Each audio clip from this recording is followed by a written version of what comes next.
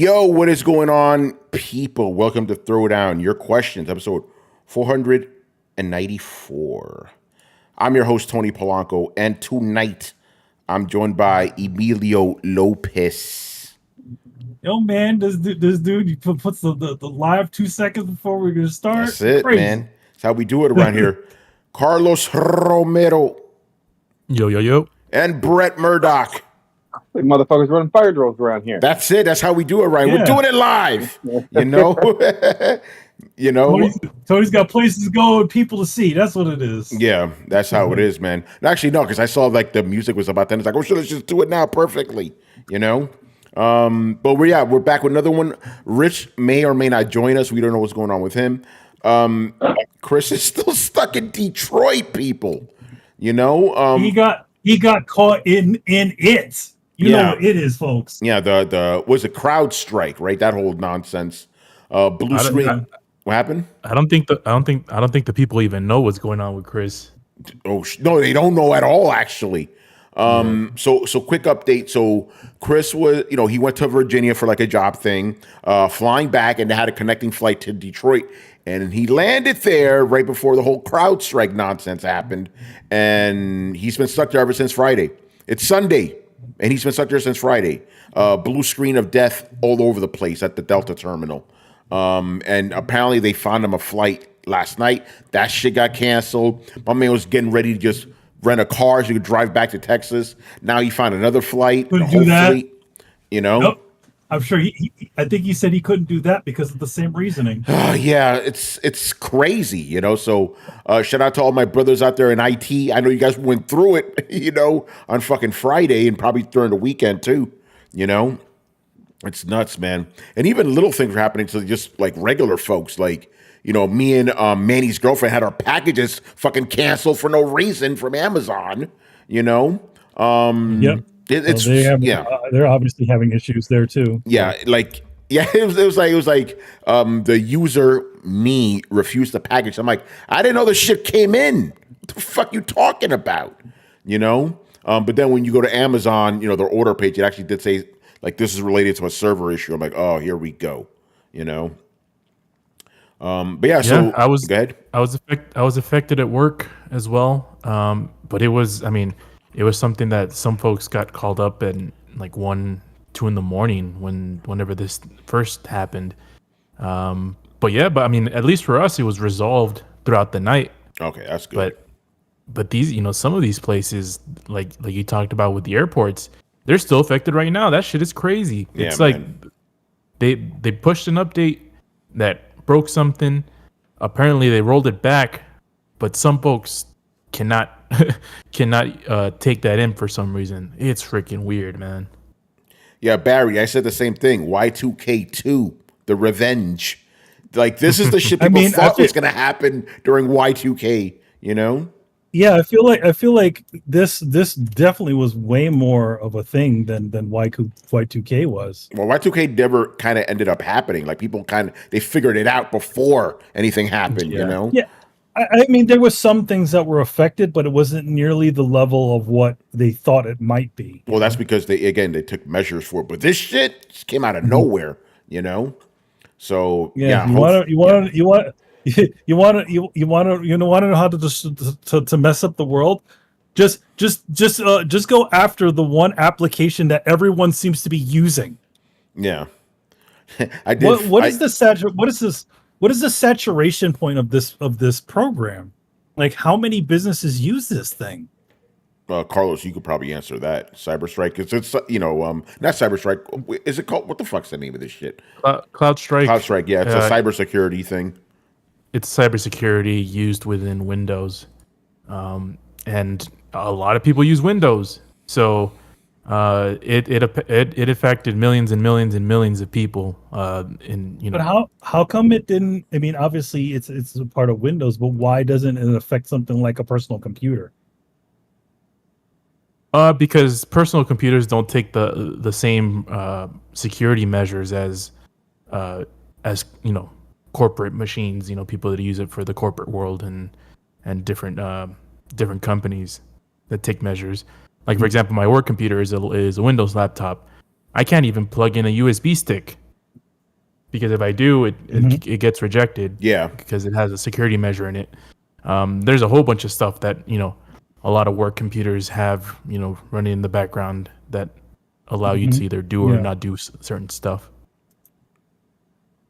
Yeah, pretty much. Yeah, that's how my work computer is too. I don't use that computer though, thankfully, because I got to review other shit. It's probably slow as hell. Oh, sure. Usually, dude, the thing is like fucking like I think it's got to be like 5-6 years old, ancient, slow as fuck. But thankfully, I have to review laptops and computers, and I need to log into those to actually be able to use them. So thankfully, I'm not restricted. So my work computer, I just have it in a desk. I don't even use that shit. It sucks, Yeah, no, it's a piece of crap. But I was gonna make a point, but yeah, crazy. Oh, that's what it was. Because this is the internet, people. I saw Apple and Linux users laughing their asses off. Like, oh, this ain't happening on my computer. It's hilarious, man. All right. Anyway, let's get into it. So, within the realm of video games, because again, this was another weekend where some historic shit happened. I'm like, can we get a break, please? I thought Sunday was going to be a chill day. Nope. But within the realm of video games, something big did happen. Evo, people. Evo happened this weekend. So naturally, we have a lot of Evo questions. Although we didn't get the usual amount of questions. So if you want to ask us any more video game stuff, make sure you let us know now or forever hold your peace in the comments. All right, let's get into it, man. Mob Hits starts us off. And we may need to Google some of this shit in some cases. Since we're celebrating Evo weekend, rate your top 3 Street Fighter or any fighting game box art. Well, I'm not going to do the rating shit, but we can just discuss our favorite box art for fighting games. Yeah, Capcom is always legit. Japanese Capcom. Some of those American ones kind of funky. Yeah, those American some of those American ones are awful. Yeah. I really like X-Men versus Street Fighter. That's a really good one. And X-Men Children of the Atom, that original one that was like kind of painted looking and stuff, that was really good. I think it was Street Fighter Alpha 2 with Ryu looking up at Akuma and him looking down and shit, and you see like a silhouette of like Sakura. That was really good. What else? Manny, what are some of your favorite Street Fighter or any fighting game box art? Let's see. I definitely have to say it's hard. It's interesting because it's also difficult to tell which ones were one, because I know, because like Street Fighter Alpha, the real one, right? the one in Japan, that one has a different cover than the one in the States, which is just the back of Ryu kicking into horrible a can cover, or something by like the way. that. Yeah, terrible. Yeah. But I would say, like, as far as like fighting game covers, I always did like that one Alpha. Again, it could be just like it was like shaped like a 2. Yeah, the Alpha 2 one where it has all the characters. That was a good one. Yeah, that's a good one. Yeah. There's like Ryu's in the center, and then all the other characters are on there. The game sucked because it was just a rush piece of garbage, but the Fighting Jam cover is actually kind of cool. Yeah, that was good. Yeah, that was a good one. Yeah, Street Fighter Alpha. Yeah, that was a good one. Street Fighter Alpha 2 cover here. But again, the Japanese ones are the better ones because some of these American ones are terrible. Well, yeah, like a lot of times what they'll do is they'll make these lousy, like, definitely whenever they came to the States, they would make these sort of lousy covers. Like they just put these things on there. I'm like, guys, you don't need to fuck with it. Just put the cover that was on it, Yeah. Because is it like, for example, Street Fighter 2, weren't most of the Street Fighter 2 covers the exact same type of image? Like the Championship Edition? They were all different. No, they were different. Like if you remember Street Fighter 2 for Super NES, it has this weird sort of like hyper realistic. Oh, with Blanca coming at Chun-Li, with Blanca coming at Chun-Li and Ryu laying on the ground. Yeah. Yeah, but that's that one. But then I think was a championship edition or Turbo. It's like the same thing, but just different characters doing that. Yeah, kind of like because I'm looking at it now. For Turbo, there's also for SNES. It's E Honda doing the 100 hand slap on Sagat. Yeah, you know? But it looks like it's the same artist though. That kind of more realistic. Yeah, it's the same artist. I mean, I don't hate those. I don't think I think it's well done, but I would much rather have the other one. Like the Street Fighter 2 the Street Fighter 2 collection for PlayStation, that had an awesome. That was a good one. Yeah, that was a good one. Yeah, whereas like Cameo, has the new characters on the bottom, and then it has Ryu and Chun-Li on the back. Yeah. And I also liked. And this is now a shout out to an American cover. I think it was Marvel Superheroes. Joe Madureira did that one.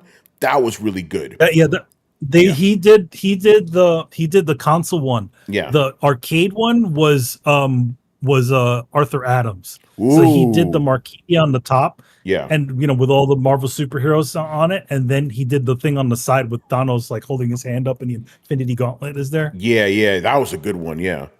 A lot of good stuff, man. I know SNK has some good ones, but I didn't really play a lot of SNK fighting games, so can't really comment too much. I don't really particularly remember Mortal Kombat having any memorable ones. It's just the fucking dragon. It was just the two. Yeah. The dragon was cool. The dragon's cool, and then and then Mortal Kombat 2 was like the dragon and a 2. They never really had anybody on the cover. No, not really. What about you, Carlos? What were some of your favorites? Well, the only ones that I can remember are the Street Fighter 2 ones, because Street Fighter 2 is probably my favorite game. The later ones, 4, 5, and 6, have been pretty kind of lame. Yeah. Kind of like generico cover arts for these days. Yeah. So yeah, I would just stick to the old SNES ones. I don't even remember what Street Fighter the original Street Fighter looked like. I'm looking at it now. It looked the original Street Fighter, pretty bad art. Fighting Street, okay, Fighting Street. Yeah, that one looks kind of cool. Ryu's in front of Mount Rushmore for some reason. Yeah, there's that one Street Fighter, for the NES. So that was, Fighting Street for Turbo Graphics has a nice. That's the one I'm looking at. Yeah, he's in front of Mount Rushmore.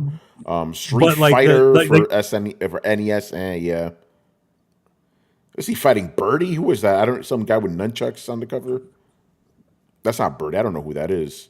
And I don't think Street Fighter, the first one for NES. Oh yeah, the first one for NES. Yeah, it's Birdie, but Birdie's a white guy in that one. Yeah. Were you saying, Carlos? Blitz, shout out to Blitz. He says any fighting game cover that has a Japanese version is better. I mean, I think that's just any Japanese game. Yeah, generally speaking, it's a good rule of thumb to have. Most Japanese games have the better looking covers. It's kind of switched now, where they sort of equalize them and make them all the same ones. But yeah, Blitz says he liked the cover of Super Street Fighter 2 Turbo for 3DO. Remember, it was like kind of sketchy. It was just the cute. It's just just the Kuma. Yeah, that's a good one. It was actually the Japanese art that was on the cover. Yeah. So he said X. He's thank you for pointing out. He said X. So that one is like tiles, Manny, and some of the tiles had like sketches of the characters. So even that looks better than the American one too. Yeah, Manny, check it out. Super Street Fighter 2 X, 3DO Japan. Yeah. Though the one that had the Super Street Fighter for 3DO had Ukuma on the cover, which was cool. Yeah. But it had that shitty like rock background. Yeah, I don't know why they had that. Yeah, that was stupid. It was that shitty Photoshop filter rock background that they put it behind everything. Yeah. Man, the Street Fighter Alpha cover for America looks fucking terrible. Oh yeah, it's awful. Yeah, I remember it's that. It's like Ryu fighting. Yeah. I forgot who he's fighting. So Ken's coming at him with a flying kick. Rose is hanging out in the background. Yeah. So are Charlie and Chun-Li. They're just like, oh my god, like what? And then there's that weird bison cloud that's floating over everything. And they're in Rose's But then you look at the Street Fighter. You look at the Street Fighter, like the original Street Fighter Alpha cover, which is Ryu and Ken. Looks fucking legit. You know, just put that shit on the cover. Come on, guys. Yeah, really. I feel like the guys, they just change shit to change shit. Yeah, it's like you look at the original Mega Man cover, you're like, man, this is great. Then you see the dumbass American cover, which is like, even the one that was in like Europe, like Mega Man Europe, like for Mega Man 2, it's awesome. It's actually a really nice cover. Yeah, it's like, so then who are these weirdos that they got to make these covers? Yeah, the Mega Man 2 box art for America was pretty bad, but the one for 1 was horrendous. Like, who is this dude? You know? Yeah, it's some random guy. Like, it's such a big joke that they put that version of Mega Man in what was it? Street Fighter versus Tekken? They put that goofy Mega Man in there. Yeah, it's fucking insane, man. No, I don't think it was Street Fighter versus Tekken. I don't think that exists. It was it was Street Fighter versus Tekken that came out. How did I miss that? There was Tekken versus Street Fighter that didn't come out. I thought am I confusing about SNK? No, it's Tekken. Oh, is it because of the 3D Street Fighter, right? Yeah, it was a 3D Street Fighter game. Yeah, and that was the one. It had what's her face in it? The first appearance of a playable Poison. Oh, here it is. Street Fighter X Tekken. How the hell did I forget about this? Yeah, that's the one that has that goofy Mega Man in it. Yeah, that silly Mega Man. That's crazy. I thought the Marvel versus Capcom with the side heads was kind of fun. Yeah, I like that one. We're just looking at each other. Yeah, yeah. That's like that one stayed. That one stayed intact though. Yeah. Also, Marvel superheroes versus Street Fighter had an intact cover too. Wow, yo, Carlos, I'm looking at this. Look at the box art for Street Fighter 5 in Japan. Looks better. It's a lot better. Yeah. Yeah, it's better. Yeah, this one, the one in America is just the Ryu one, right? He's just like standing. Yeah, he's just like that. He's doing the Wakanda shit, you know. He's doing the Wakanda shit. You know. But go ahead. So, like, there's also the Tatsunoko versus Capcom is the same thing as same thing where they're just looking at each other. The Street Fighter 6 one is kind of boring. It's just that Axel dude or whatever the fuck his name is. It's like, that was pretty generic. Yeah, that's cool. Brett, you want to weigh in? I know you're not a big fighting game guy, but you like art and you're an artist. He might be off right now. Oh, there he is. No, I'm just sitting here. I was like, honestly, not a lot of these stood out to me except for like, I want to say it was Street Fighter 2 or 3, whichever one had like it was one of the Turbo Edition ones, and X-Men versus Street Fighter. Yeah. And I'm like, other than that, I don't really remember a ton of the box art for a lot of stuff, to be fair. But, yeah, because you weren't really obsessed with that shit like Manny and I were back in the day. You know? Man, we lived that stuff, man. Yeah. We told this story before, but we'll say it again. Manny and I used to, because back in the day, kids used to sell the moves for Mortal Kombat to each other in school. Mm-hmm. But Manny and ours was better because we used to draw the characters, Yeah. So we sold those. We sold. So it began off where it was like we drew all the characters, and then because Tony had the clearer handwriting, he'd write down all the moves. But then I was like, okay, my mom's got a typewriter, so I'm going to type out all the moves so we have them all really clearly typed out. And then we had like the drawings that we put in there. So we, copied a lot of the drawings that were made for the, I think it was John Tobias who drew all that stuff. Yeah, that was. We drew all that stuff drew them all nice and cool and big inside of it. And we made some decent money off of it. It was like $1. Yeah. Like ours was more expensive because it had more pages, but you got moves and art, and I don't know how many. I can't remember how many of our moves were accurate. No, because we got them right off the video game magazine, so they were pretty accurate, you know.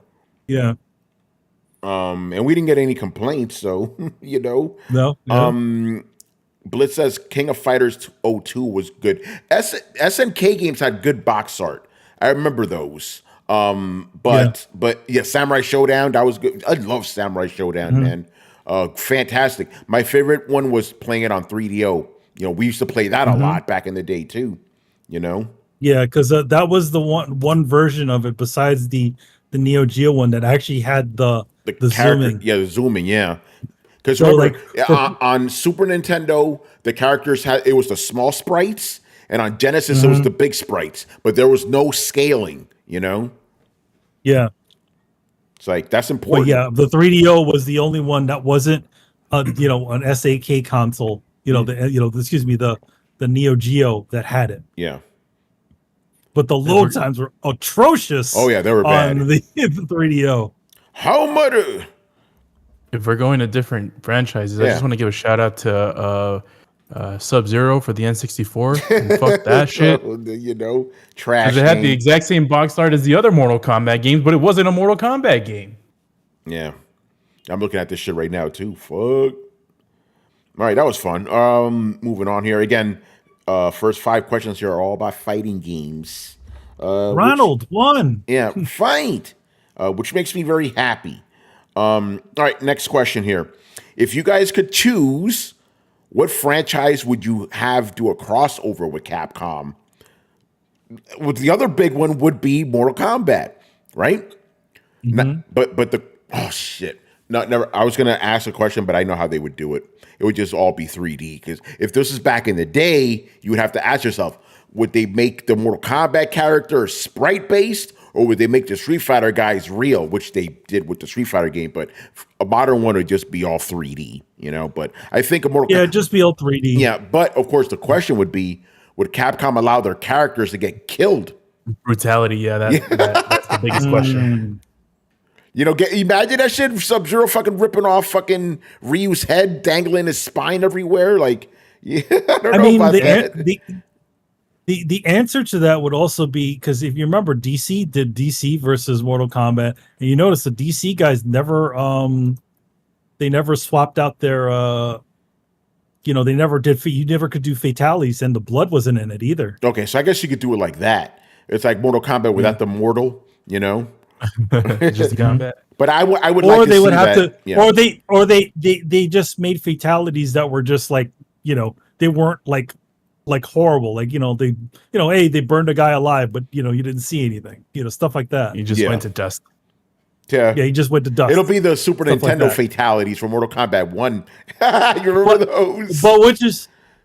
But what's amazing to me is that that they allowed it to happen, you know, in the later games when they both became Warner Brothers. Yeah, all the fatalities.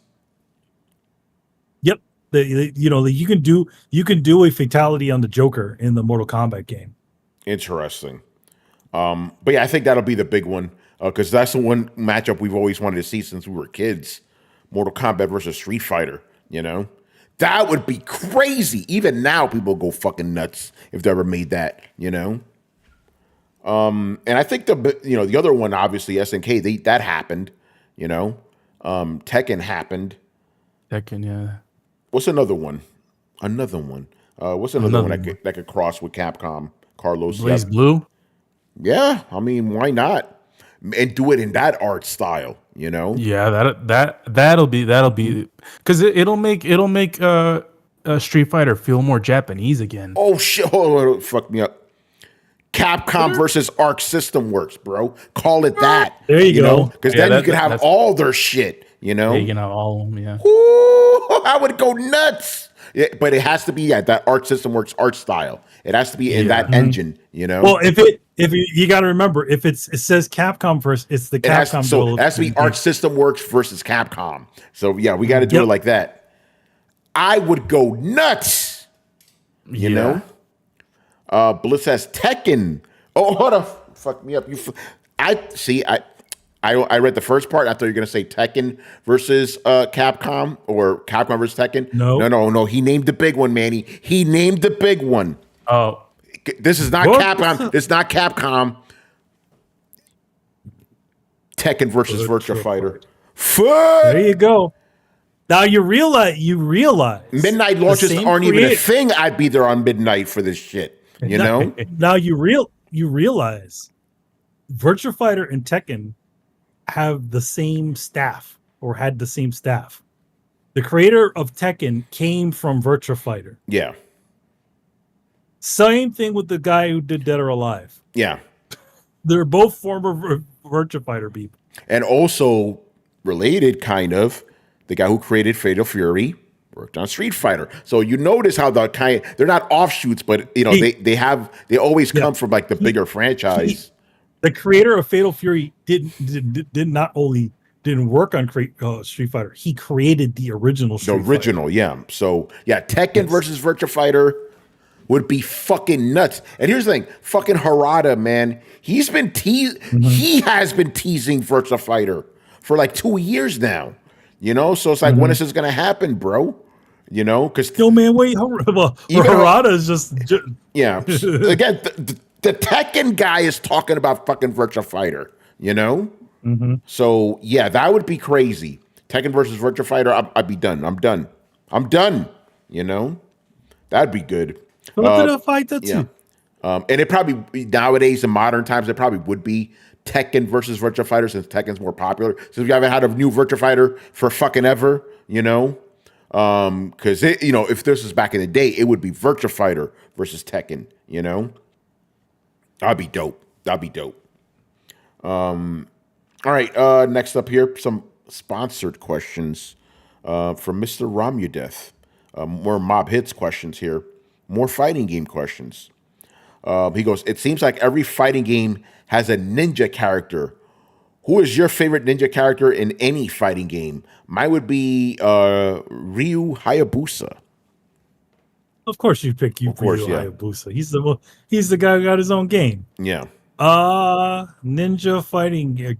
Well, I would put fucking Strider. I knew it. That's why I didn't say that, because I knew that was going to be your answer. You know? Yeah. Strider. Ninja. Hey, you know who? No. Hamaru is a ninja, isn't he? Hamaru? Isn't he like? Or am I calling him wrong? Like the guy with the dog in Samurai Showdown? No, that's not Hamaru. Hamaru is the guy with the samurai. I'm saying you're talking about Hanzo. You're talking about the Hanzo. Yeah, he's a ninja, isn't he? He's a ninja. Okay, because I was gonna go. Well, Hanzo. Yeah. There's Hanzo, and then there's the other guy who's blanking, the blue blonde haired ninja guy. Yeah, the one with the dog. I'm picking the guy with the dog. He's fun. Okay. I don't know why I'm forgetting his fucking name. Wait.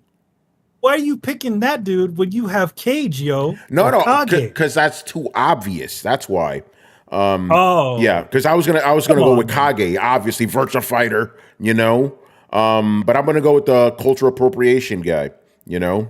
The white ninja, guy. You know. But he has the dog, you know. He has a dog. Hey, Poppy. Yeah, hey, Poppy. You know.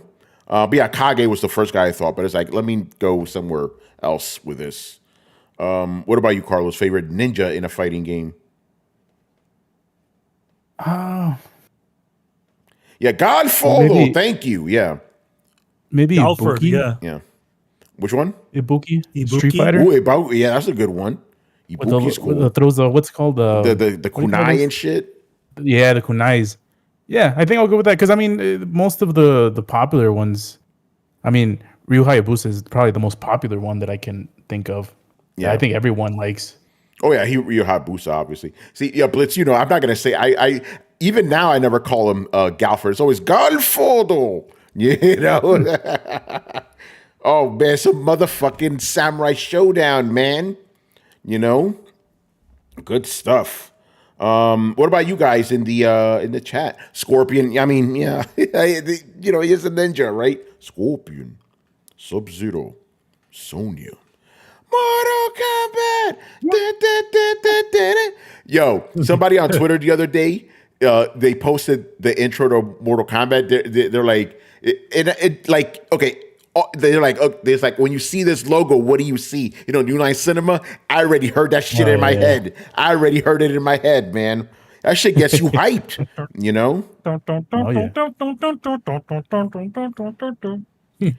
I rewatched that movie like a few months ago. It's still fucking good. It's a good film. Like they adapted it pretty well, right? Yeah. It had pretty much had the plot of Mortal Kombat 1 going into Mortal Kombat 2. Yeah, pretty much, yeah. Yeah, that was a fun movie, man. With the exception, except for Shao Kahn at the end. Yeah, yeah, he shows up. Yeah. He sounds like Dr. Claw. Yeah. Kano, Liu Kang, Raiden, Scorpion, Sub-Zero. Scorpion. Sonya Cage. Remember that commercial?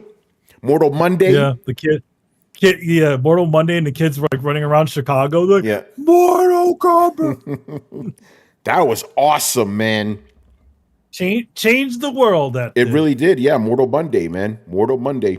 Remember, because I was still back in the day when games didn't have release dates. It was you come out when you come out. That and Sonic Tuesday were like the first games that had an actual release date. Like, this is the day this game's coming.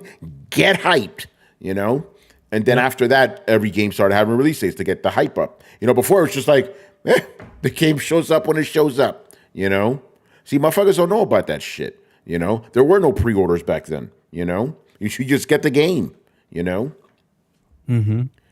All right, so that was a fun one. Another one, Mr. Mob Hits. If this one's we've kind of been asked this before, but I'll allow it again. If you could fit 3 of your favorite arcade cabinets in your home apartment, which ones would they be? Would these be full ones or the little ones that Adam has arcade 1-up? I gotta get my 1K. Marvel vs. Capcom 2 has got to be one of them for me. I think that's a must. I got a cheat man's answer. You're gonna get one of the ones that have like multiple. All of them. Give me one that has all the Capcom fighting games. I'm good. That's literally that's my answer. Like, just one with all the fucking games on it, man. I'll be good. Yeah. I mean, if I have to choose specific games, I'll probably do Marvel vs. Capcom 2. I'll probably do Metal Slug. Ooh, that's a good one. Here's my third one. I didn't know this was a what do you call it? A fucking arcade game until I went to Japan. And maybe this was just common knowledge to you guys, but for me, I had no freaking clue. Super Mario Bros. Is in the arcade. Oh yeah. Like the only time I ever saw it was it the Wizard or the Wiz? Yeah, the Wiz. Yeah, remember that fucking movie, man, the Wiz. Or the Wizard, because the Wiz was the Michael Jackson movie, wasn't it, Manny? Oh, that's Michael Jackson. Yeah. It's a Michael Jackson / Richard Pryor, Diana Ross film. Yeah, no, Richard Pryor is not in the Wiz. No, he's in Superman 3. That's Nipsey. You're getting Richard. Oh no. Richard Pryor is the Wiz. He's the Wiz. He is the Wiz. I'm the Boney. Oh my! Everything you say about me is true. Yep. Nipsey Russell's in it too. Yeah. By the way, that film was directed by everybody's favorite Batman Forever. Batman Forever director. Oh really? Yes. Schumacher. Joel Schumacher directed The Wiz. That's what he was known for. The Wiz. Mm-hmm. People don't know that saying, Super Mario Bros. is my third one. Yeah, but if I'm not gonna cheat, obviously got to have X-Men versus Street Fighter, Super Street Fighter 2 Turbo, and Mortal Kombat 2. I think, or no, you know what? Virtua Fighter 2. Let's go with that. So for what? For arcade cabinet. If you had room for it, which arcade cabinets would you like? Oh, okay. And it doesn't have to be fighting games. They just said arcade cabinets, but I went with fighting games. Man. Jeez. The Crazy Taxi one? Oh, I'm sorry. I got to change. I'm fuck it. I'm Virtual On. No. Motherfucking Turtles in Time, man. Oh, that's a good one. The full shit. One. Yeah. Oh, that's for me. I wish I could steal that one, yeah. For me, it would be the double screened X-Men. That's a good one. Game by Konami, which for some reason is delisted. God damn it! So I'd like to have that. The other one would be the Crazy Taxi. Yo, man, they got that at arcade, son. Yeah, you could sit inside of it and everything. Then let's see. Man, you want Afterburner? You get on that shit. Nah, I never cared for Afterburner. Yeah, the one like what John Connor was in. From Terminator 2, in Terminator 2. Yeah, but yeah, three, man, yeah, 3.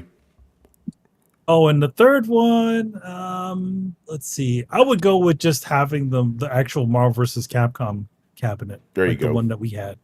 I think that was just cool. Not the miniature arcade. No, we're talking about big ones, yeah. So which Marvel vs. Capcom do you want? The first game? The first Marvel vs. Capcom? No, excuse me. It's Marvel Superheroes. Sorry. Okay, there you go. Marvel Superheroes. Marvel Superheroes. That's that one. The one with the Infinity Gems, right? Yeah, the one with Infinity Gems and all that stuff. Yeah. Yeah, that's a good one. It's a good one. All right. Infinity. It's good. Maximum Spider. Yeah. Maximum Spider. All right, good stuff. All right, another one here. I like Bliss's name is now Super Tumeke 64. I like that. With all the fighting game hype right now, I thought I'd throw a question in.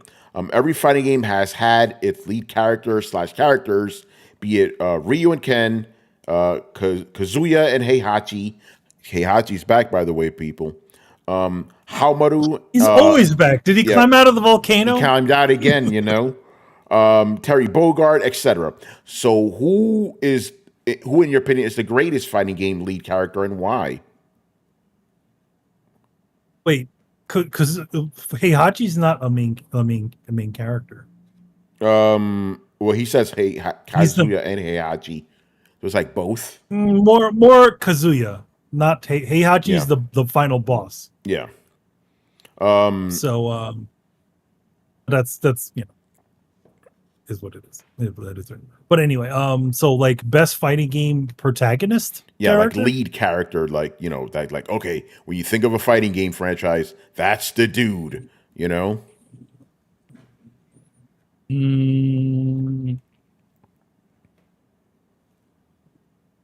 Well, it's weird. Like, Virtua Fighter kind of doesn't have one. It does and it doesn't. I know what you mean. Like, you would think it would be Akira. Akira, but he is not friendly. He's not user friendly. He's one of the most difficult characters to use. Yeah. If anything, like out of easy players to play would be Jackie and Sarah. Yeah, Jeet Kune Do. Yeah. My answer is generic as fuck because it's so iconic. It's fucking Ryu.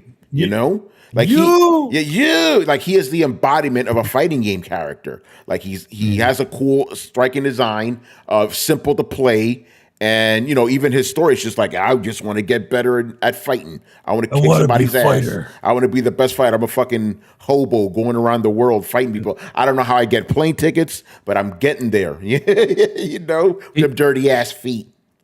He's so good that not only all that, I know what you're going with this. There's like 5 other or 6 other characters that are pretty much him. Yep. Yeah, pretty much. It's like, hey, do you want the fast Ryu from America, or do you want the gimp Ryu with Dan?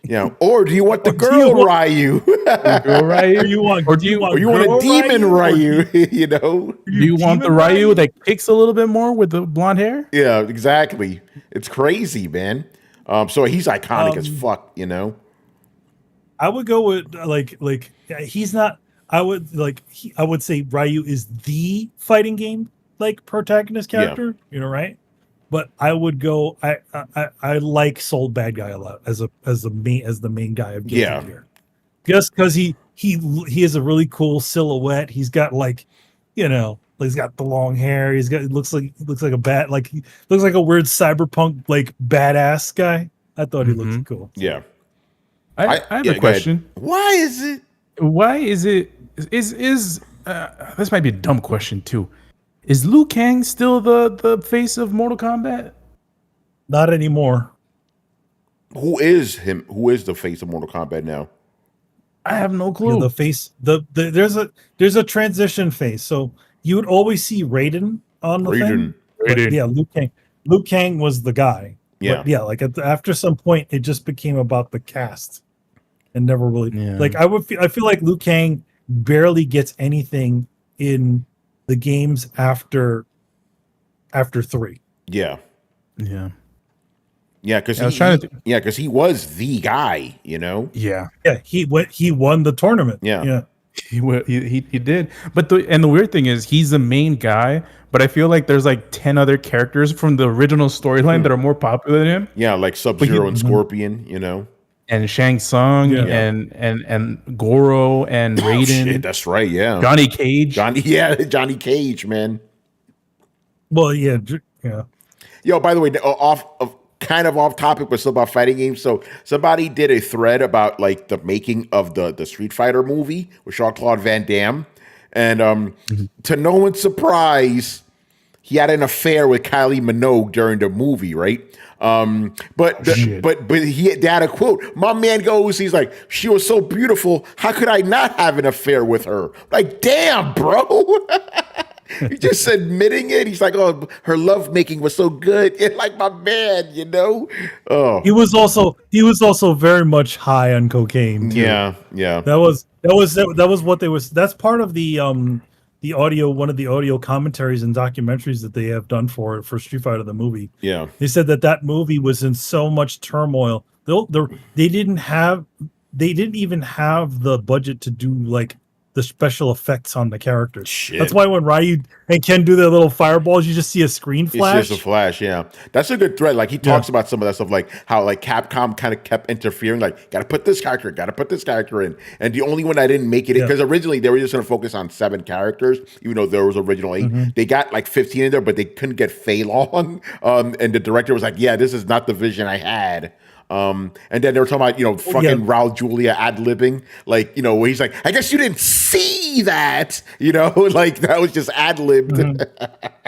But I mean, the thing about it, like, you're going to tell Raul Julia to not do that. Yeah. He's like, he gets the character of that, at least that sort of megalomaniacal type of character that he's supposed to be playing. Yeah, he's the best thing in that movie. Yeah, again, like the thing that's legitimately. Yeah, no, he is. He's fantastic in that movie. Like, and obviously the iconic line that is obviously everybody acknowledges the movie's not good, but everybody loves the Tuesday line. That's become a thing. It's like a cultural thing. Everybody knows when you say, "For me, it was Tuesday." Everybody, even if they don't know where it's from, they know what that means.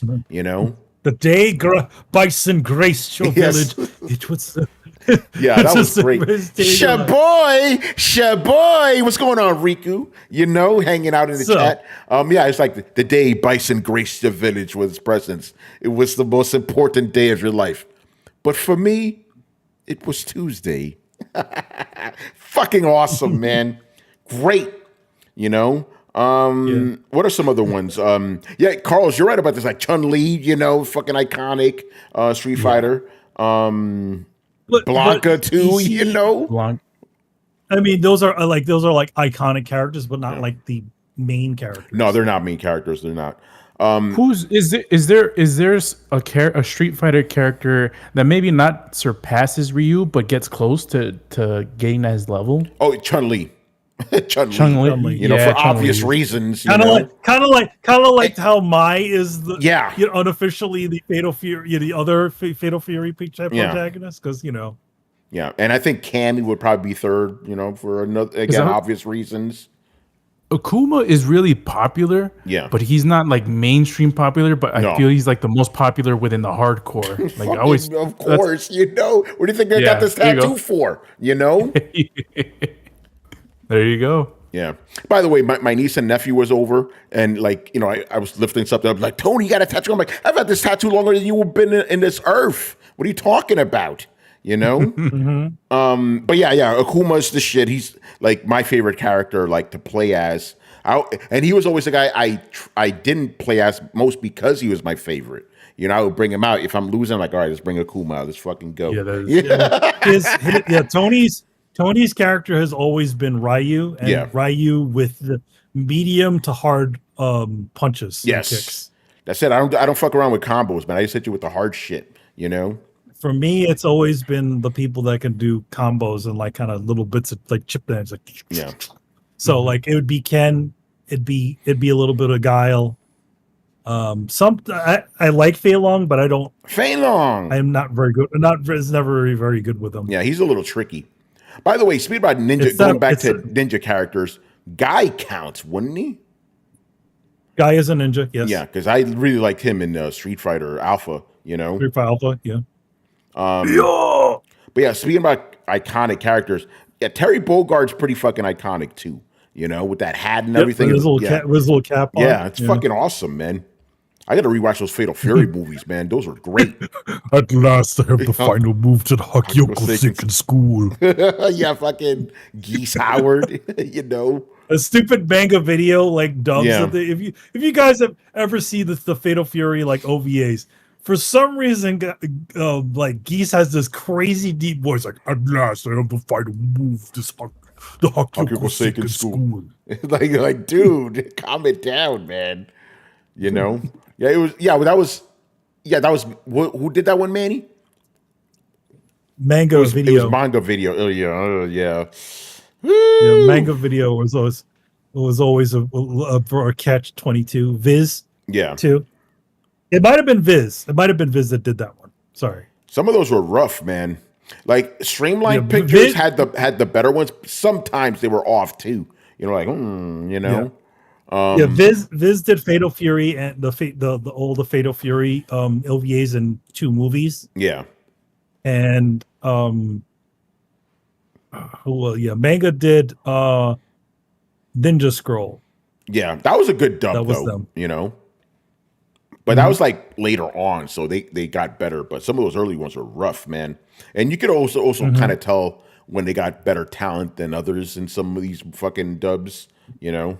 I mean, I feel like as the technology got a little bit better, they were able to kind of squeeze things. Yeah, because it was like I had to talk fast to match the lips and stuff.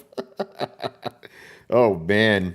All right, a buddy of mine was watching Vampire Hunter D again. Yeah, and he's like, you know that part, the part where he goes, "Allow me to introduce myself. I have got Magnus Lee." That's not in there. It's not even in it. It's not in there. That was me. I told you that, Manny. I told you that. I was like, here's the thing. That was a buddy of mine was selling me. Yeah, another friend for some reason selling me the same thing. Yeah, I was like, oh, it's not. So here's the thing. The new dub is good, but I still like that old one. You know, like objectively, the new dub is better. You know, but I like that old one, man. You know. You can live as a vampire, you know. You can live as a human and as a vampire. You can live as a human and not as a vampire. Like that line's still there, but it's not like, you know. No, yeah, they're not. Yeah, they're a little slower. It seems like it has more time, right? Yeah.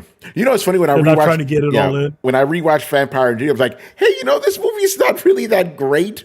There's a lot. You can see some of the cheapness, like they're reusing a lot of like animations and stuff, and. Like, I still liked it, don't get me wrong, but it was like, oh, you could tell this wasn't exactly high budget, you know? I mean, it was a decent enough budget for what it was. And both those films were released in theaters, as I remember, I think. I think so, yeah. But then you have movies like fucking Venus Wars, objectively, not that great, but you could tell they threw money at that shit. Gorgeous movie. Insane animation, you know? But there's a reason people don't really talk about it nowadays, you know.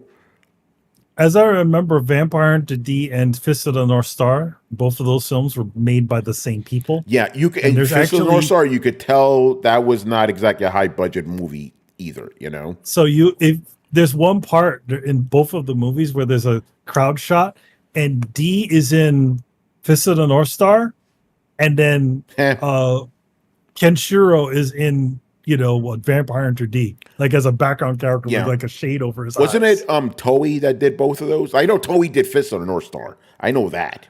Yeah, it was the same two studios, the same studios that did both. They were both making them simultaneously. Yeah, either the same director, the same director, or the same bunches of people. Yeah, on both sides.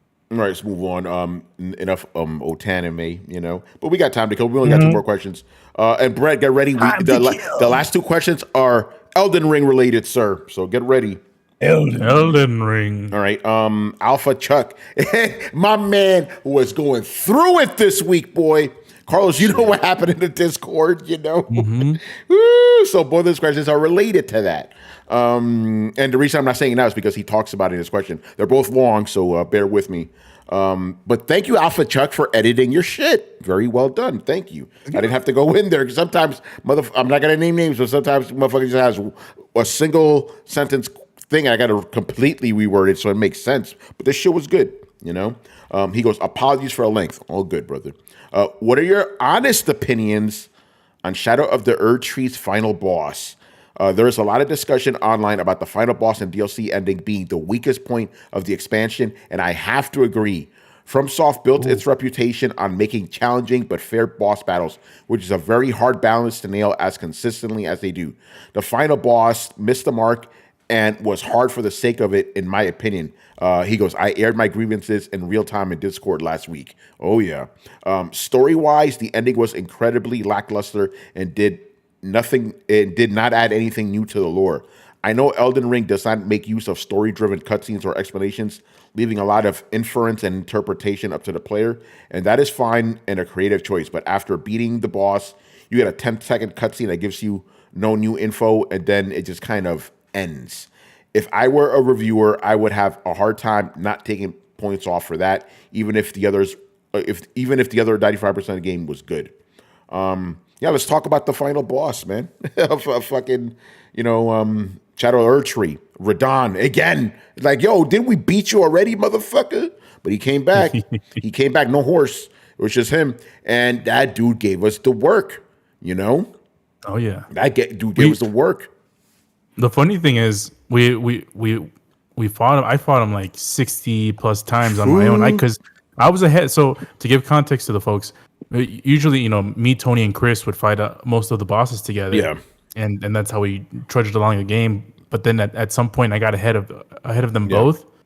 So I got to the final area, and I'm like, oh shit, now I got to do this on my own if I want to keep playing. So I kept playing. I did it on my own. Got fucked up so many damn times, man. On my own, with summons, with randos, and summoning randos took even longer than it was probably the hardest part of the final boss. It's like trying to get them, because I think they either fixed it or the congestion is just out of that location. But trying to get people to join your game was pretty difficult. So I finally beat him after 60 plus tries. And then we joined into Tony and Chris's game, and I helped them out, and we beat them. It took a couple of times, it wasn't easy, and Chris was even harder, and we noticed that it was even harder because I think for me it took it was less than 10 tries, and with Chris it took us an hour or more, man. But that was because 15. He had like New Game Plus or something, so it was like really crazy. But I want to get Brett in here, and then I'll give some of my other thoughts. Brett, what do you think of the final boss, and did you think he was unfair? I mean, I have mixed feelings. Full disclosure, I haven't beaten him yet. And that's not. Well, I backed off because I wanted to go play through the DLC again, looking for clues that I missed. I'm also playing it with my girlfriend, so I was like, I'm gonna try him. Like the first time I fought him, I second phased him, and then the next few times I got pretty close, and then I was kind of like, I'm gonna back off a little bit. I'm kind of afraid to beat the DLC, but like I've seen all of his phases, I've fought all of him, I've seen the ending, so I feel like it can kind of weigh in here. Just got to throw that asterisk in there. I mean, man, the final boss fight. was challenging, but I think one of the things about these From Software games is, it's everybody has a boss that they hate, and the final boss isn't really mine. Like the orbital cannon feels timed to rolls, and one of the things I noticed through the DLC is a lot of stuff feels like the window is very specifically timed, so you could roll for next thing, roll for next thing, roll for next thing. So I had to take off Bloodhound Step about halfway through the DLC because like the dodge window on Bloodhound Step is asynchronous to the window that they give you for repeated dodges. And so like around the Mesmer fight, I'm like, bro, I keep getting fucked up because my Bloodhound Step is just half a second longer. Like it's just slightly behind where my roll is. Sure, it gets me extra distance, but it's just that timing throws me off. So I didn't think that Radon was as hard as a couple of the other things that I had fought, but again, maybe it's way harder, and like a lot of them do at the very end of their health bar because you get greedy and you're like, motherfucker. But bro, I had more problems with the fucking sunflower. We're stuck in that goddamn sunflower. Oh, Brett. Brett. Let me give this story real quick story. So I beat the final boss for Dawn, and I went to New Game Plus, right?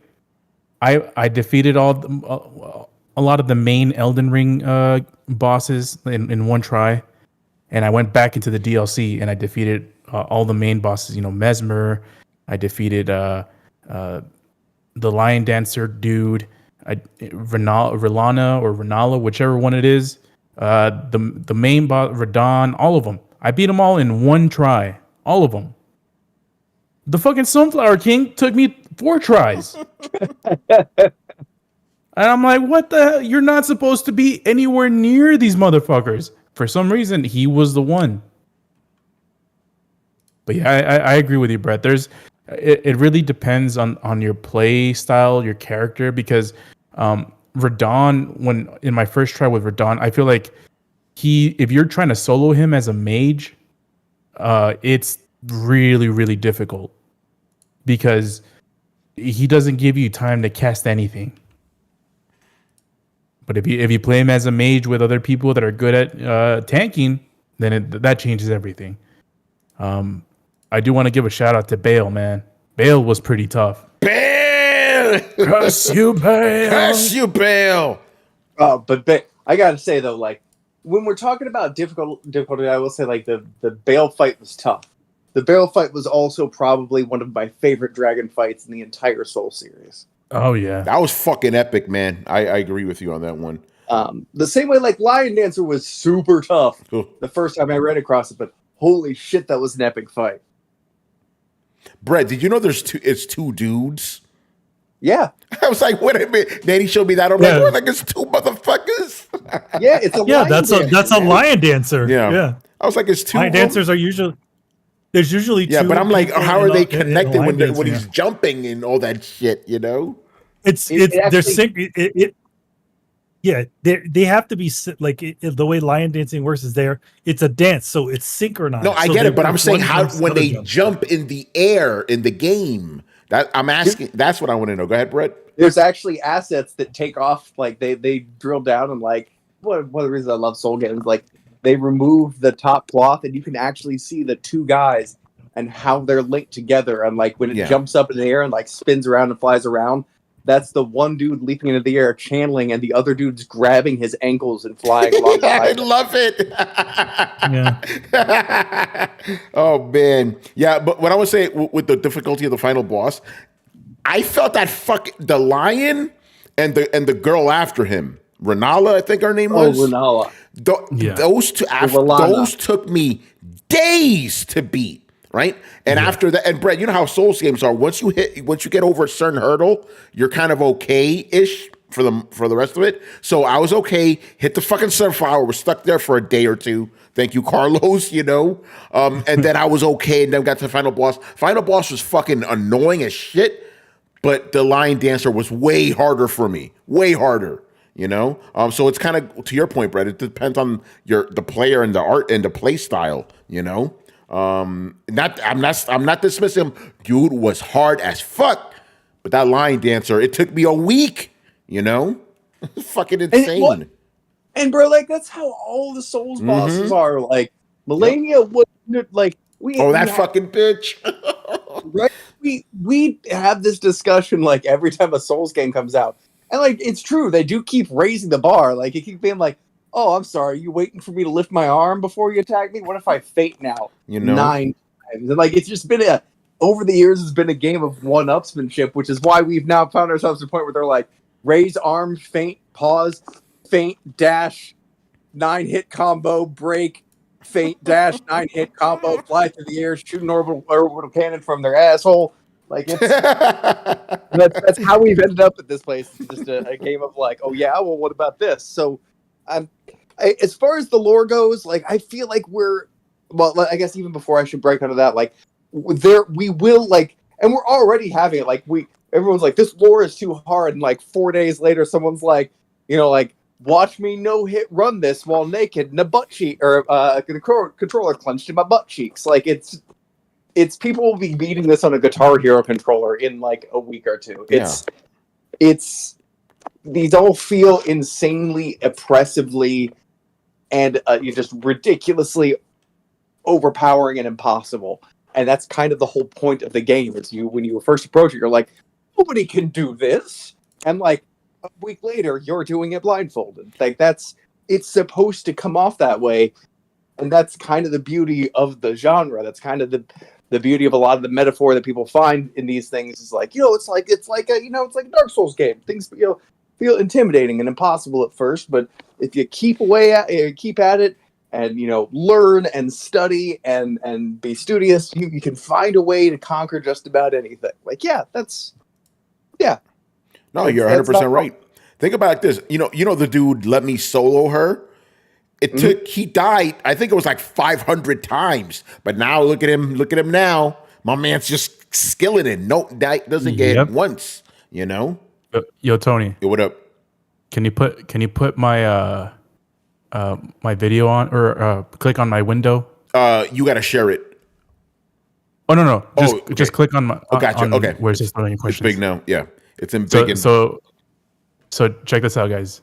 This is don't look if you don't want to see the final boss. Yeah, oh shit! This shit is looking clean as fuck. The frame rate. Oh damn! Yo. And that's it.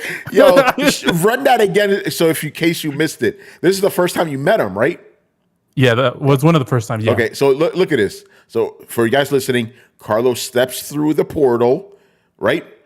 He pulls out his mimic tear. Boss comes in, kills him in one hit. Yo, comes in like fucking M. Bison and shit. Go ahead, Brett. And y'all get clocked so hard and so fast that your souls, your bloodstain are on the outside of the boss door. Yes. Brett, one of the funniest things was like, when these guys were helping me out, I would step through the portal, he'd come through, and they're still on the other side of the portal, they would get hit. That's fucking insane, I'm sorry. Here's the thing, I know it's difficult and hard, but that's part of the fun, because very few games challenge you like that nowadays, Yeah. I'm sorry. Like, to me, the DLC was fucking amazing. I loved it. What a blast that was.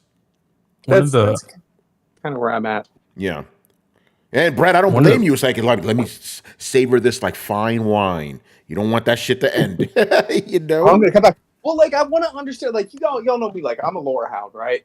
Like I savor this shit before everybody. Like because like once the mystery is solved, the mystery is solved. So I'm like, oh man, like I'm enjoying this, and I'm digging through, and I'm like, I got to the final boss, and I kind of had this moment of like, what the fuck is going on? Like I looked around, I was like, I have no idea what any of this means. I just showed up to, I guess, murder a child. Like what is?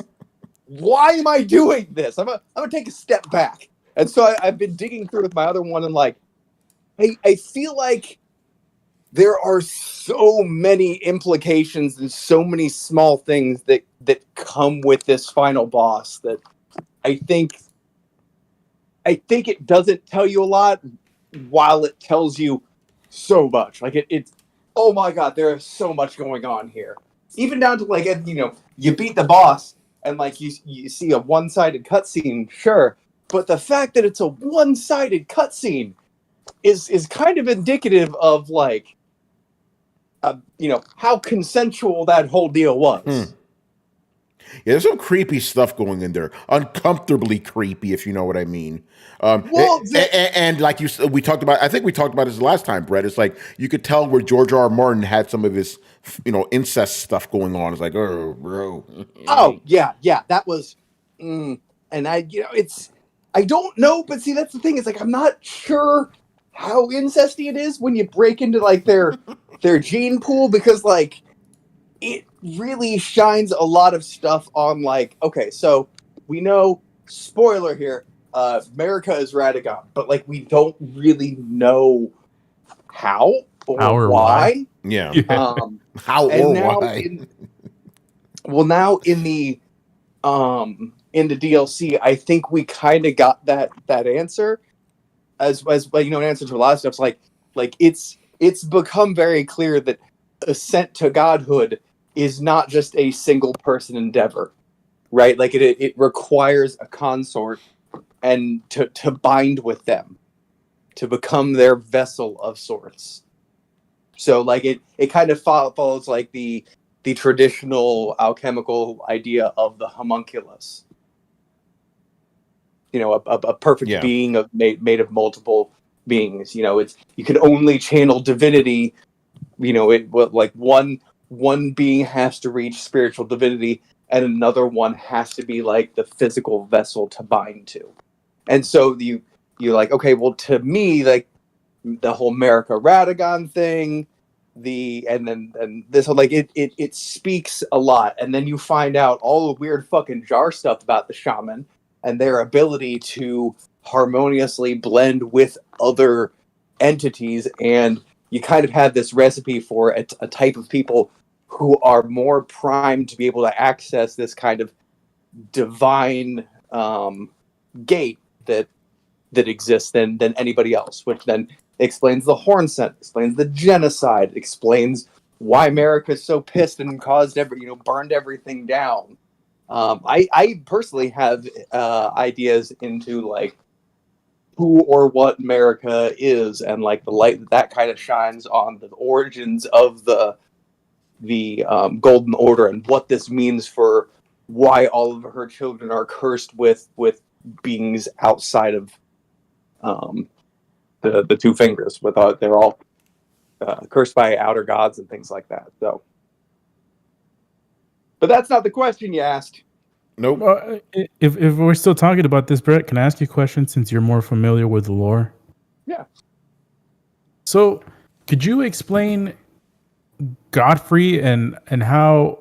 So this is the part that I don't understand. Godfrey is the first Elden Lord. He was married to America, and had their kids, and then he somehow left, but then he somehow came back, but then he's somehow responsible for the Tarnished, but somehow is responsible for trying to defeat you as a Tarnished. I don't get that part. Okay. It wasn't until I was playing it again recently that I was like, when you fight the Golden One, I'm like, you know what? I wonder if that's actually Godfrey's grace. Godfrey was America's first husband. They had several kids together. And then after he had finished fighting her war, it was said that the grace left his eyes. Like literally the golden immortality that was bestowed onto all of America's people by way of America through the Erdtree. That golden immortality that, was the end of the age of death and all of that stuff. Like, so she had bestowed everybody immortality and grace, and that manifested as glowing gold eyes. And so the second he finished fighting her war, his immortality, his grace faded. And all of his power and all of his immortality was taken away, along with his entire army. And they were kind of then just exiled for no reason from the lands in between. And we, as the Tarnished, are his army. So him and all of us were exiled, from outside lands between, and we died. And I guess his golden grace ghost just stayed there and defended things because it was torn from his body or whatever. And that part's kind of ambiguous. Regardless, years later, our grace was kind of returned to us, which is why we wake up and why we're now kind of immortal. And so what happened to us also happened to Godfrey. And so just like us, he's returned to the lands between to try and claim the Elden Ring and become Elden Lord. And honestly, he has more claim to it than we do. But, we both kind of awkwardly get there at the same time. And we're like, uh-oh. And then we fight to the death because that's what you do. Interesting. The story in the game is really good if just on itself, but the only thing that's unfortunate or fortunate depending on how you look at it is you only get that through lore of the video game. Getting other characters' stories, and reading into different items and weapons and stuff like that. Yeah, it's a big, weird, obscure mystery. And I think it's a double-edged sword because it makes it more difficult for people like Tony. I don't think for the most part Tony has any idea of the nuances of what's going on in Souls game. I have absolutely no idea, but I don't care because I love the gameplay and the worlds and the character, and the combat so much. And remember, I'm the lore guy. I'm the fucking narrative guy. The gameplay, the level design, the art is so good. Legit don't give a fuck. Legit don't give a fuck. And I'm okay with that, Yeah, well, and it's, and I just mean, you're just like Hulk from Avengers. They're like, oh, big monster. Yeah, because under normal circumstances, it would bother me that I don't understand the story. But I'm not in it for the story. I don't care about that. I just want to fight shit, And I want to, do jolly cooperation. That's what I'm in it for, And something about that makes me want to understand everything more when they're like, this staff was owned by Harbor Bibberfoot, final son of the Bibberfoot family, who years ago 70. I'm like, oh my god, I don't fucking care. I do not care. Just tell me what I need to know so I can move on. So a lot of that flavor and backstory of most games, I don't love. So it is the cryptic, hard to understand nature of this shit that makes me want to kind of figure it out. So it's a double-edged sword in that it would make it easier for some people to understand if it were more on the surface, but it would also kind of take some of the fun out for some of the people like me. Mm-hmm. Yeah, but since the question did address the story of the DLC, did you find it disappointing for those who understood it, which is Brett? It's. I think a lot of people were expecting the big reveal to be the final boss. And in a way it kind of is, but it's the implications of the final boss and what they mean for all the shit that happened way before we got there. It's we're not going to be like final Mikola. I kind of felt like the end boss was no shit, it was going to be Mikola. We all knew Mikola was in the DLC, and if you actually thought kindly Mikola was not going to be the big bad guy, I don't know what you were smoking, man. That was obviously going to be a thing. The fact that he, did weird fucking necromancy and nobody batted an eye, okay, I guess that's just the world we're living in. That's, okay, sure. And the fact that it was incesty, I'm like, that's, I don't know, that's Radagon's kid and Marika's kid. So it's at least step incesty, which I guess is just, I mean that's gross. I don't even want to get into that. But yeah, George R. R. Martin, what the fuck, man? Just stop it, all right? Beyond that, though, all of a sudden, seeing him at the gate of divinity using a consort to achieve divinity, I had this moment of oh god. And then I looked around at the arena and I saw what it was made out of, and I was like, oh god, oh no. And then I kind of went back and watched the story trailer, which you kind of always need to fill in the pieces. And like I saw America ascending the steps covered in gore of people. Like she's the lone person walking up these steps, like covered in gore after pulling literal strands of golden grace out of the corpses of things and using them at the gate to like achieve divinity. I was like, oh, there is so much here that I am digesting, and like I'm kind of torn because like I don't just want to throw it out in the room. I think maybe people would like to find it on their own, or maybe the game's been out for a while there, and I could just throw around my theories. Like, I don't know, thoughts? Throw it out, man. Go ahead. Do it, bro. Do ahead. Yeah.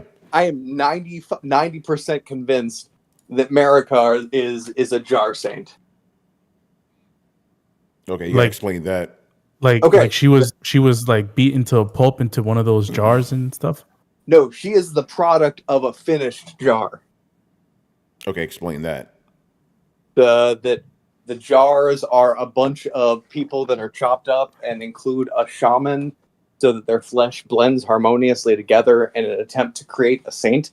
They don't think a saint is just a finished jar.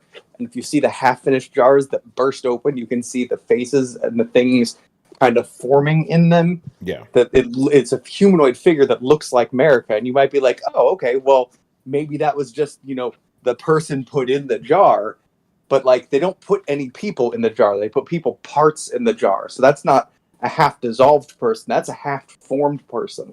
And they all look like Marika. And I'm kind of convinced that the Newman are finished jar saints. That they were kind of, because they keep talking about nigh sainthood awaits. So they're trying to create saints while building a literal tower to heaven to commune with divinity. Like, the saints were their way of communion with divinity. But Marika, I think, rebelled and just straight up murdered everybody and stole her godhood. That's why her lineage is cursed. She's an artificial being, just like the Newman. Interesting. So yeah, that's the part that I'm not too sure of, because I always thought, and this is just probably headcanon, I always thought that Marika escaped before those whole ritual of shamans being turned into jar soups or whatever the hell they are. So, but like that would make her the sole survivor, which feels weirdly opportunistic. Mm-hmm. Because I thought the same thing at first. I was like, yeah, she's the only one that got away. But like, why or how? Well, I guess the whole thing, and this is where convenience comes in. It's like the higher order is the one that chose her. So it's like that. I guess that's one way they could technically be like explain. It's like, oh well, the higher order ordered for America to be the one to be, be the lone survivor and do all of this. The higher order being the greater will. Yeah, the greater will. But it's established canonically in the DLC that the greater will has abandoned the world since long before America took the throne. I thought it was. I thought like, and here's where it gets complicated, because the story isn't actually explained anywhere, like in a sense where a traditional video game is. But my thought it was like the Erdtree was, the will lift through the Erdtree and the fingers and all that, and that's what served the greater will. Yeah, but Beater, the mother of fingers, has been abandoned by the greater will before human. So America is like the champion of meter, not necessarily the greater will. Interesting. Okay. I think that's the big twist of this DLC is like, yes, you're led to believe that the fingers commune with the greater will. America's divinity is gifted to her by, this greater will that is overseeing things. But in the DLC, you come to find out that like her divinity was stolen, not given. The thing that she's communicating with and that birthed the fingers by her will is broken and abandoned and that it was never kind of ordained godhood written in the stars. It was always kind of a sham and a golden order built on lies. Yo, man, I can't wait for the anime. Right? All right, that was awesome, man. All right, last question. Also, Shadow of the Erdtree related. On the top, Elden Ring, or actually, I guess it's more from software in general. Anyway, on the topic of from software game boss difficulty, where can they go from here with their next game? They certainly have reached the peak with a Millennia and the DLC end boss. I can't see them upping the difficulty any further while maintaining the same quality and making the fights feel cheap. I'm kind of missing the days of Dark Souls where the runbacks to the boss rooms are an equal challenge to the boss. Instead of 90% of the enemies feeling like fodder, you get one shot and the boss being godlike. Was it ever really like that? I kind of understand where he's coming from. Like I did feel all the enemies up to the bosses were kind of, there are exceptions, obviously. For the most part, they were kind of foddery, and the bosses were harder. But I mean, maybe, but you could always run past this. Like, yeah, Souls games always. That's why I never like. I see a lot of people being like, "Oh, can we add boss runs, please?" And I'm like, "Bro, the game is pretty much entire. Like, the whole game's a boss run. The boss runs is damn near optional." Yeah, no, you're right about that. So that is true. But yeah, where do you think they could go? I guess the heart of the question is, where do you think they could go in terms of like boss difficulty? Since he believes that the bosses in this DLC are like the hardest ever. Like, how could they make them any harder? I guess I think that's what he's trying to ask. Yeah, I'd be interested to see this question again in 6 months to see after time has gone on and there's, guides and wikis and everybody knows the weakness and the attack pattern and everything like that, if it's going to be regarded as the most difficult thing they've ever done. It very well might, because the difficulty does seem to be ramping up and their DLCs are always the hardest, but like, I wonder if it'll have the same severity. In answer to your question, like it's a very good question. I don't know that they need to go up from here. I think it's just more expansive. I don't know if the bosses need to get bigger and necessarily more difficult. They can increase some of the complexity, but I think at this point it's a lot more world building. Miyazaki said, and I can't believe the balls on this man when he said this. I'm going to paraphrase, but he said his whole career he's been trying to create the perfect dark fantasy RPG. Elden Ring isn't it, but it's getting close. And I was like, I remember him saying that, yeah. What do you mean it's getting close? Jesus Christ, this man is never wins 7 Game of the Year awards, gets progressively better critiques than higher selling games, and changes the industry several times. Man is still satisfied. Yeah. So it's the mark of a true artist. You're never satisfied. You always want, you could do better. I respect that. That. And it also makes me hype for what the next game's going to be. If he's like, okay, that wasn't it yet, let's try to do it again. Oh, man. Here's the thing. The thing with these games is it's not make it more difficult for difficulty's sake, is make it a more difficult in a different aspect that makes these bosses difficult. Like Millennia is not the same as Verdun is, but they're both equally difficult, because for different reasons. Yeah. If you find the Sunflower dude, he's not one of the main bosses. He's a boss, but not one of the main ones. But for some reason, he has his own ways that makes him more difficult to other people than other bosses or are. So I just feel like they have to. The way that they do it is just do different types of bosses that do different types of things that create challenges. Don't necessarily have to slide all the the meters all the way up to the make the damage all the way up and make your damage taken all the way down. Yeah. Like, I don't think that's the way to approach it. I feel like making them unique, making their skill sets different, the spells different, making the patterns different. That's the way to approach it. Yeah, I agree. But by the way, I have two questions if after we're done with this topic. Yeah, I mean, you could ask it now. I think we all answer that question. Go ahead. So two quick questions. One's for Tony, one's for Brett. Uh-oh. And Tony, I'll leave it up to you. Who should I ask the question to first? I'll go first. All right.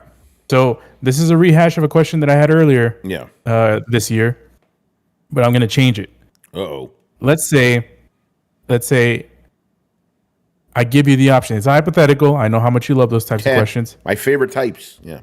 Your favorite type of question. Let's say I say, yo, Tony, I'll give you the option. 2025. Would you rather have Elden Ring 2? And my guarantee is it'll be as good or if not better than Elden Ring. Or would you take Winds of Winter, not knowing if it's going to be good or not? Winter Winter. It's not even an option. Like, yeah, Winter Winter. Been waiting years for that. See, with Elden Ring, I just got a little taste right now. I'm good. I'm satisfied for another couple of years. But Winter Winter, how long have we been waiting for that fucking book? Like 11, 12 years or something? This is 13? Fuck. It's 2011. Remember? This has been so long. Yeah. It's a lot of confidence that it's going to be good. I want the fucking book.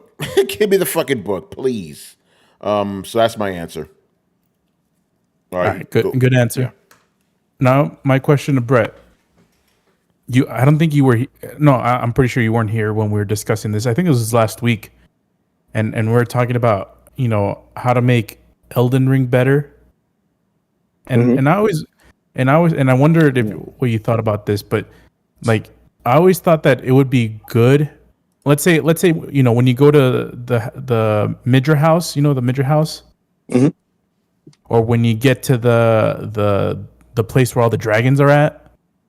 I always thought a good way to make the game better is like, let's say when you get to the Midra house, you get a cutscene, and the cutscene doesn't have to be like, here's what the story of this house is. It doesn't have to be that. It can just be a cutscene where it shows something happened to the house, or someone died in the house, or just some like a lore type of cutscene.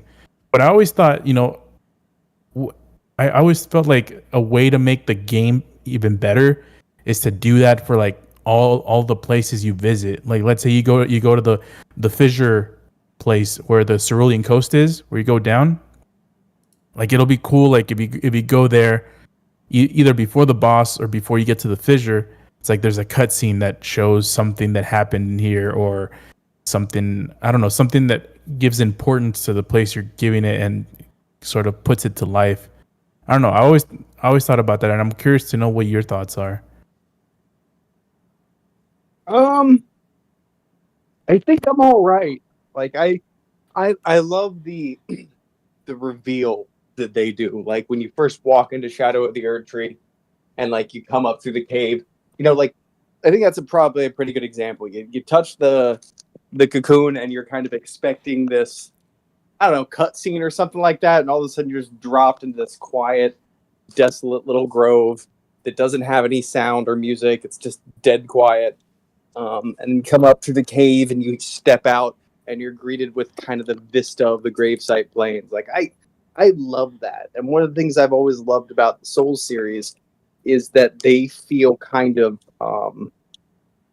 like you're showing up long after the things have happened. Like that, I'm trying to think of how to explain it, but like you showing up isn't an event, right? It's more like you're stumbling up onto a crime scene, and I don't want the video to really show me what happened and why this area is important as much as like I get it from kind of digging through the evidence and suddenly being like, oh, I know what happened here. Oh God, you look around and you start to recognize bits of the environment or things like that. So I personally like how the story is told.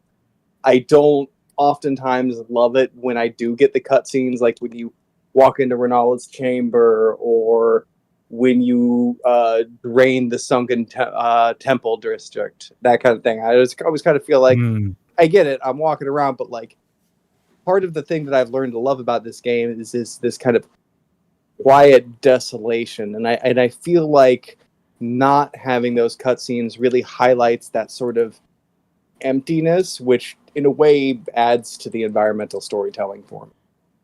The same way I feel like Fallout, it would kind of ruin the environmental storytelling if, I entered a house and I saw a cutscene pan over that showed like some skulls sitting on a banister, and then like a table with skeletons still set at it and dinner still set. Like, I'd rather stumble on that myself than have it kind of panned across and highlighted for me in a cutscene. I also feel like cutscenes are overrated. Interesting. Okay, that's a good answer. Yeah, that was good. All right, man. That's gonna do it for us, man. Good stuff. We filled out a whole show. Despite some of the questions, and the chat was kind of quiet tonight, which is interesting. But maybe they were engrossed in the conversation, which is good. All right, start wrapping stuff up here. Man, do you have anything to plug? I guess I'll keep doing this until the end of the month. Yeah.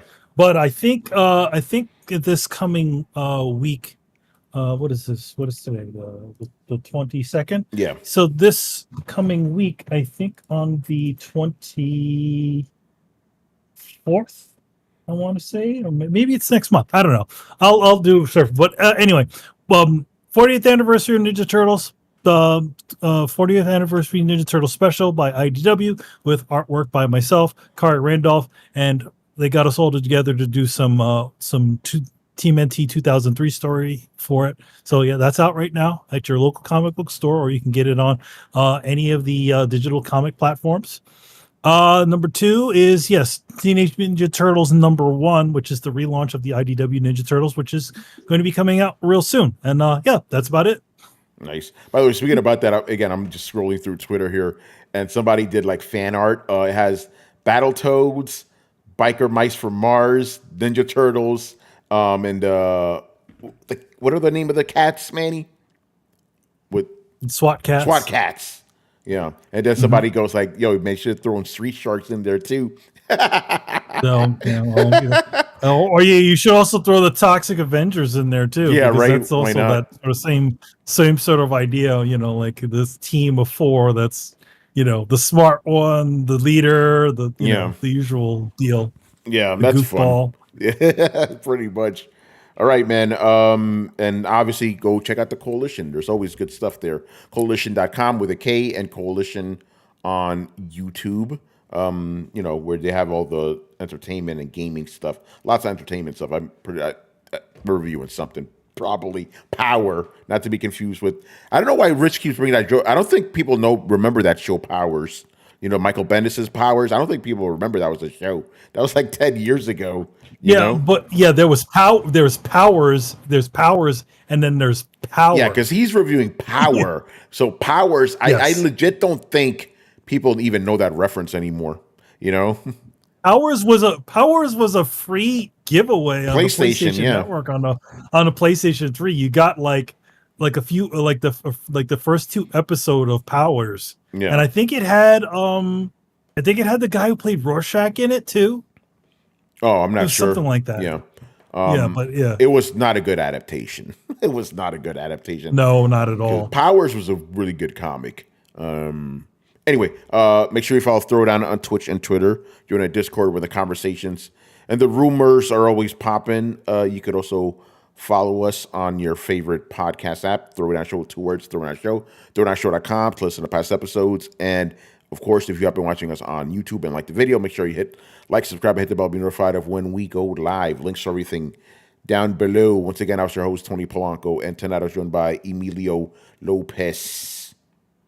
See you next time. Carlos Romero. Peace out. And Brett Murdoch. Deuces. All right, people, you already know. Thursday, later. See ya. Epic Elder.